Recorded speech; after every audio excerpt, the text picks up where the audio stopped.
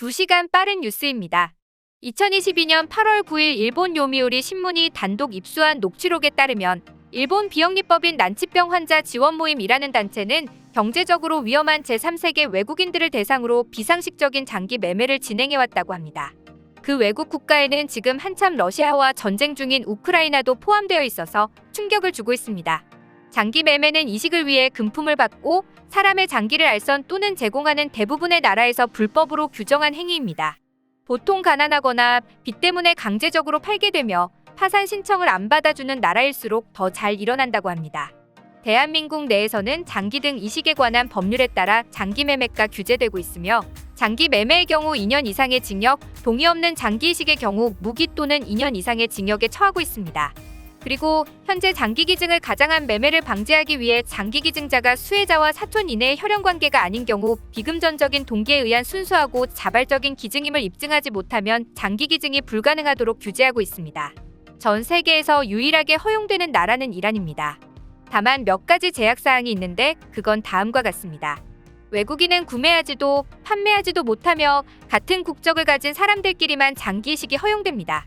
예를 들어 이란 사람이 다른 나라의 장기를 이식할 수는 없습니다. 이렇게 전 세계적으로 금지된 장기 매매가 선진국인 일본에서 자행되었습니다. 거기에 지금 전쟁으로 고통받고 있는 우크라이나가 포함되어 있다고 합니다. 도와주지 못할 망정 돈으로 살아있는 사람의 장기나 빼가고 있는 것입니다. 6월 초 비영리법인 난치병 환자 지원 모임은 터키인 브로커와 온라인 미팅을 하고 장기 매매가 가능하니 4명을 모집해 오라고 하였으며 이에 총 4명의 장기 매매자를 은밀하게 모집하였습니다. 장기 매매자는 일본인 2명, 이스라엘인 2명이었습니다. 비영리법인 총책은 장기 매매자에게 우즈베키스탄으로 가벼운 여행 온다고 생각하면 된다며 모든 수술과 치료는 안전하고 건강하게 장기 이식을 끝내고 일본으로 올 수 있다.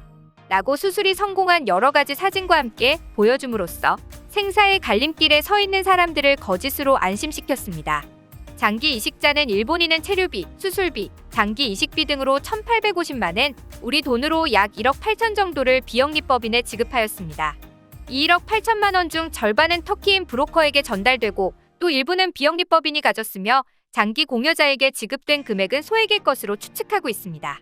일본 비영리법인은 치밀했습니다.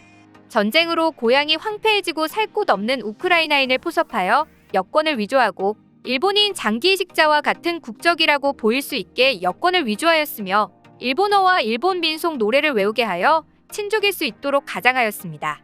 그리고 수술 후 귀국 시에 국내 의료기관에서 검진 시 국내에서 장기 이식하였다는 기록이 없기 때문에 장기 매매를 의심받을 수 있는 가능성을 피하고자 이 우크라이나인이 뇌사로 사망하였다는 허위 뇌사 증명서를 준비하였다고 합니다. 이후 요미우리 신문이 직접 우크라이나 병원에 조사 의뢰하였고 뇌사 판정을 하였던 우크라이나 병원에서는 이 서류는 본인들이 만든 것이 아니라고 회신을 보내왔습니다. 명백한 허위인 것입니다.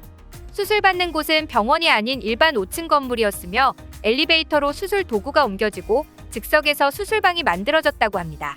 그리고 장기 이식자는 우즈베키스탄으로 가서 40일간 체류 후 이집트 국적인 의사에게서 수술받았다고 합니다. 장기 이식 결과라도 좋았으면 다행이지만 결과는 전혀 좋지 않았습니다. 일본인 이식자는 수술 후 일주일 만에 깨어났지만 배에서 칼로 찌르는 듯한 격통이 있었으며 비슷한 시기에 장기를 구매하여 수술받았던 이스라엘 환자 2명은 사망하였다고 합니다.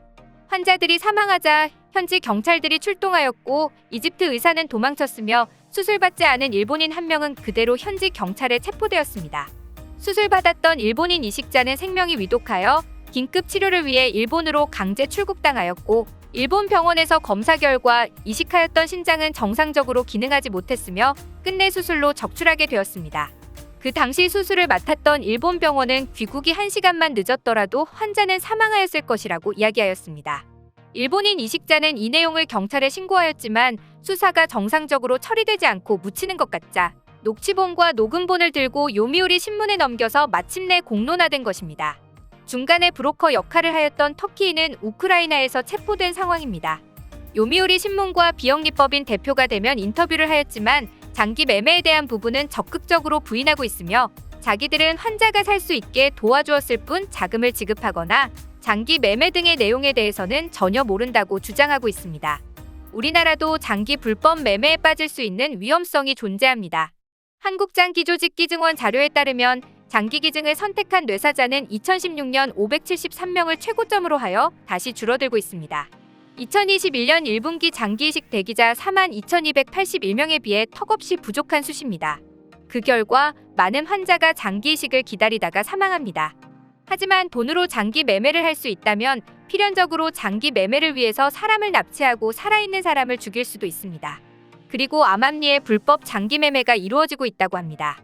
지금도 지하철, 터미널 화장실에서 불법 장기 매매 부착물을 흔하게 발견할 수 있으며 최근에는 SNS와 온라인상에서도 불법 장기 매매 관련 게시글을 쉽게 접할 수 있어 아동, 청소년을 비롯한 많은 사람이 불법 장기 매매 위험에 노출된 상황입니다. 방송통신심의위원회가 국회에 제출한 자료에 따르면 최근 6년간 불법 장기 매매 사이트 적발 건수는 총 1,333건으로 나타났으며 2020년도의 경우 한 해에만 564건이 적발되었습니다. 그리고 지금 기사를 보시는 청취자분들께서도 만약 이러한 상황에 있으시다면 주의하셔야 합니다. 정상적인 병원에서의 이식이 아닌 인터넷 블로그나 카페는 대부분 불법입니다. 2016년 한국에서도 불법 장기 매매 총책이 체포되었습니다.